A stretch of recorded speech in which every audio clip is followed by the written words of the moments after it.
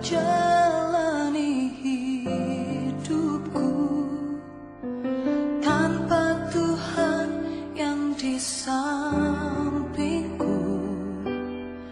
Ku tak mampu sendiri, Engkaulah kuatku yang menopangku. Ku pandang wajah-Mu dan berseru, pertolonganku datang dari-Mu. Peganglah tanganku, jangan lepaskan. Kaulah harapan dalam hidupku. Shalom jemaat Tuhan yang terkasih, GBKP Klasis Jakarta, Kalimantan. Berjumpa lagi dengan program Sapaan Teduh dalam kita menjalani hari-hari kita. Sebelum kita mendengarkan kebenaran firman Tuhan, mari kita bersatu hati, kita bersatu dalam doa. Mari kita berdoa. Segala puji syukur kami naikkan kepadamu, ya Allah Maha Pengasih, Allah yang begitu luar biasa, memberkati kami, menuntun hidup kami. Sebelum kami memulai hari, melakukan aktivitas, kami ingin mendengarkan firman Tuhan yang menjadi kekuatan bagi kehidupan kami. Berfirmanlah Engkau melalui hamba-Mu yang telah Kau utus, ya Tuhan, sehingga dengan itu kami boleh berkeyakinan dengan teguh untuk menjalani aktivitas kami. Inilah doa dan pengharapan kami. Kami panjatkan dalam satu nama, Yesus Kristus Tuhan kami. Amin. Jemaat Tuhan yang terkasih, dimanapun kita berada, firman Tuhan yang menyapa kita pada pagi hari ini diambil dari Mazmur 63 ayat yang ke-8. Demikian firman Tuhan.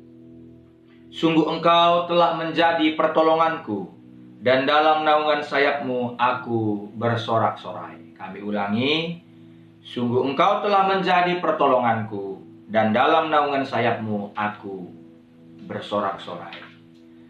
Salam jemaat Tuhan yang terkasih, kami menyapa kembali Horas, Joshua, salam sehat, salam sejahtera dimanapun kita berada.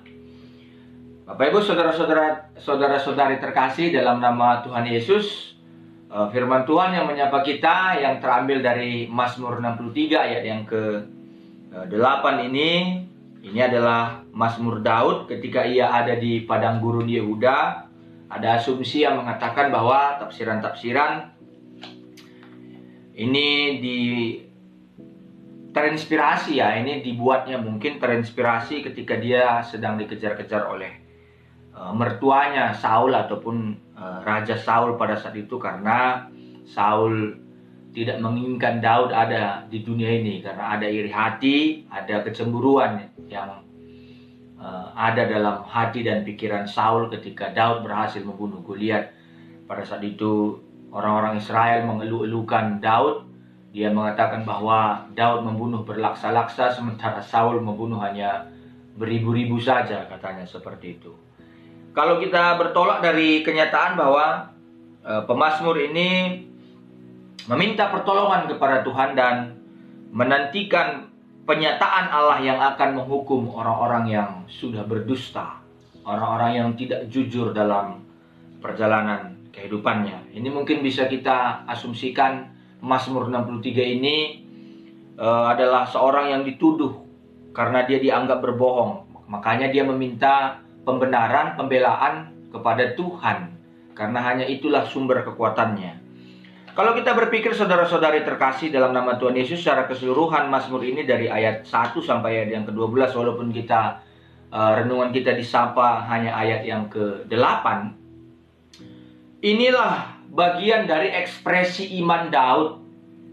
Bagian dari ekspresi iman Daud meminta pertolongan kepada Tuhan, bahwa hanya kepada Tuhanlah sumber kekuatannya di dalam dunia ini, di dalam perjalanan kehidupannya. Makanya di sini dikatakan bahwa inilah ungkapan kasih setia Allah yang begitu luar biasa dalam kehidupan kita. Kasih setia Tuhan kepada umatnya. begitu juga kerelaan Tuhan memberkati bangsa, memberkati semua bangsa melalui Israel. Dan itulah yang dikerjakan oleh Daud, karena dia memahami bahwa inilah hebatnya bangsa Israel yang dipilih oleh Tuhan, dan dia juga akan menjadi raja pada saat itu. Jadi Daud mengungkapkan dalam Mazmur 63 ini, khususnya ayat 8 yang tadi kita baca, kasih setia Allah itulah yang melebihi hidup, karena di dalamnya kita diberikan, dikaruniai hidup yang berlimpah-limpah dalam kebebasan kita sebagai anak-anak Tuhan, ya. Jadi kita bebas untuk selalu memuji Tuhan dalam setiap gerak langkah kehidupan kita. Maka Daud mengatakan, bila kita bersalah, bila kita ditekan, bila kita tertindas, bila kita banyak masalah, maka bila kita bersalah dan segalanya itu dan mencari Allah, Allah akan memberikan pertolongan. Kalau kita bersalah, Allah akan mengampuni kita. Kalau kita ditekan, tertindas, banyak persoalan, Allah akan memberi pertolongan ketika kita mencari Dia. Jadi bila kita lemah, Dia menolong kita. Bila kita diancam, Dia melindungi kita. Dia melindungi kita. Itulah sebabnya kita harus memberitakan kasih setia Tuhan dengan penuh sukacita dan menyampaikan berita kasih setia Tuhan itu kepada sesama kita. Bukankah itu yang terjadi dalam apa yang diberitakan Tuhan Yesus tentang kasih setia Allah di dalam dunia ini pada zaman kehidupan Tuhan Yesus?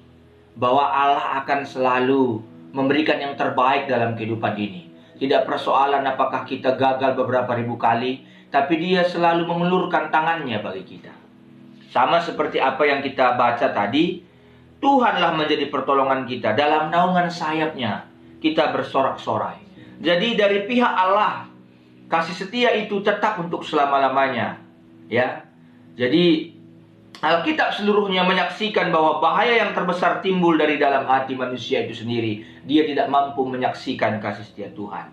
Manusia selalu beranggapan bahwa mereka dapat hidup maju walaupun mereka jauh dari kasih Tuhan dan tanggung jawab atas sesamanya. Kali ini tidak. Daud mengatakan, seberapa hebat pun aku mengkonsolidasi kemiliteran, aku harus tetap berpangku tangan kepada Tuhan.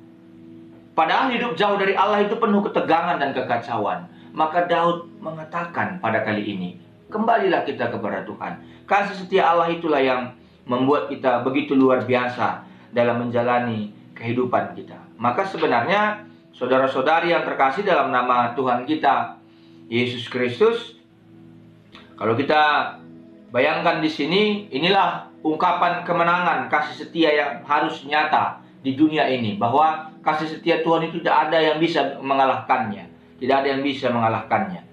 Maka sebenarnya dikatakan bahwa marilah Allah tetap di pihak kita, Allah tetap membantu kita, menolong kita, memberkati kita, menuntun kita. Maka inilah panggilan kita, yaitu memberitakan dengan jelas dan memperlihatkan dengan tepat bahwa kasih Allah tersedia bagi semua orang, dengan menemani dan memperhatikan orang itu, supaya dia pun bisa memuji Allah dengan sukacita.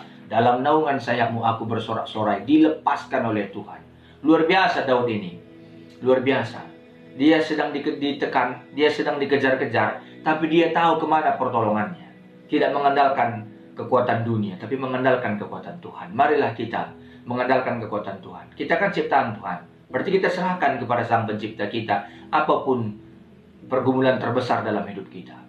Kalau kita percaya bahwa kita ini ciptaan Tuhan, bukan KW2, tapi original seperti itu, maka apapun yang permasalahan-permasalahan yang kita olah dalam otak kita ini, kita berpikir, oh nggak apa-apa ada masalah, tapi ada Tuhan yang bisa mengatasi masalahku. Kita bilang seperti itu.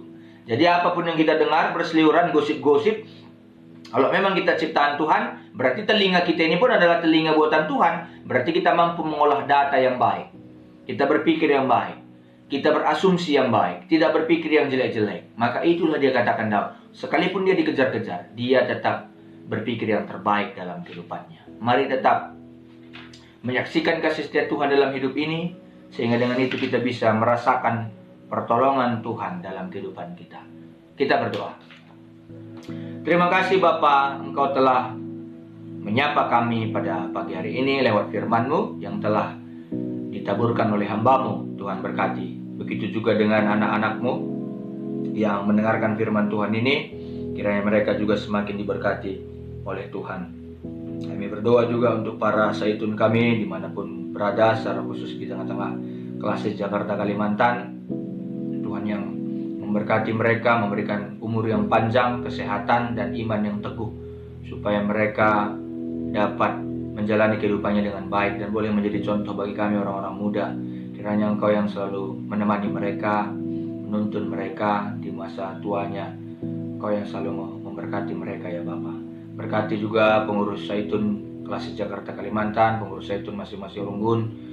Tuhan yang memberkati mereka semua dalam setiap aktivitas pelayanan yang mereka kerjakan. Terima kasih Tuhan. Inilah doa kami. Dalam nama Kristus Yesus kami berdoa. Amin.